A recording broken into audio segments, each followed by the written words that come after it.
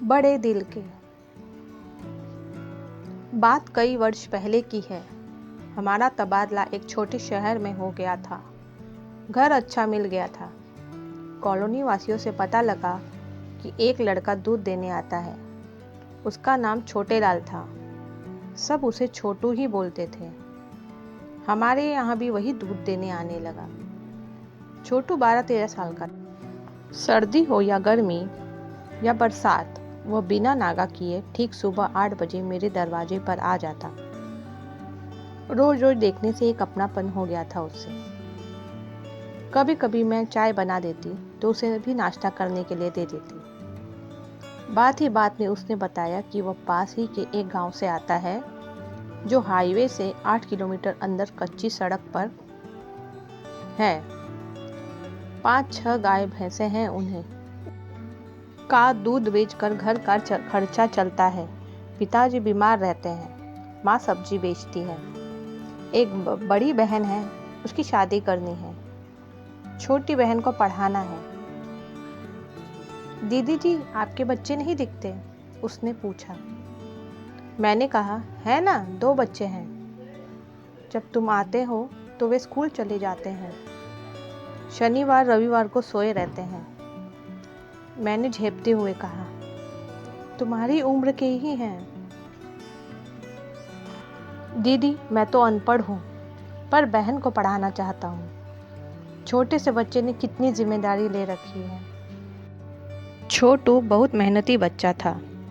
अपनी बहनों और अपने परिवार की कितनी चिंता है उसे। कुछ दिनों बाद वह अपनी बहन की शादी की निमंत्रण पत्रिका लेकर आया। शादी में जरूर आना दीदी, हम तो छोटे लोग हैं, पर आप लोग आएंगे तो खुशी होगी। मैंने कहा, जरूर आएंगे। नियत तिथि पर मैंने पति देव से कहा तो यही सुनना पड़ा, पागल हो गई हो, एक दूध वाले के यहाँ जाएंगे? नहीं। खैर, जैसे तैसे मनाया साहब को।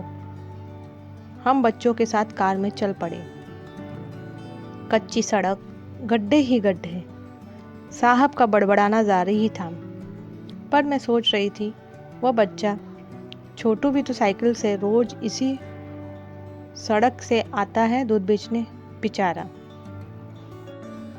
छोटू दूर से ही देखकर दौड़ा आया। छोटा सा कच्चा मकान, आंगन में मंडप सजा था। सब हमारी आव भगत में लग गए। हमारे लिए टेबल कुर्सी लगाई गई। पंगत लगी हुई थी। आदर से भोजन कराया। सभी लोग हमें घेरे खड़े थे। बड़े मान मनोबल से खिलाया। शहर की बड़ी बड़ी होटलों की शादी पार्टी याद आ गई, जहाँ कोई पूछता भी नहीं खाया या नहीं, खाओ और जाओ। भोजन में गिनती के आइटम पर बेहद स्वादिष्ट। याद आ गए वे पार्टी के बुफे, 60 या 70 ड्राई फ्रूट से भरे कई व्यंजन, जो खाए कम और फेंके ज़्यादा जाते। बहुत अपनेपन से सबने विदा किया। मैंने छोटू की बहन के लिए साड़ी और साज श्रृंगार का सामान पहले ही खरीद लिया था। उसे मैंने छोटू की बहन के हाथ में दे दिया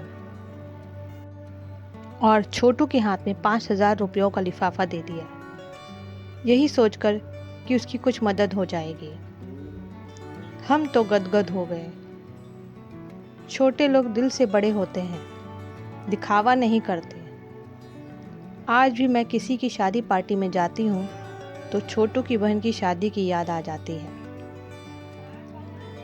यदि कहानी पसंद आती है तो लाइक, सब्सक्राइब और शेयर ज़रूर कीजिएगा। धन्यवाद।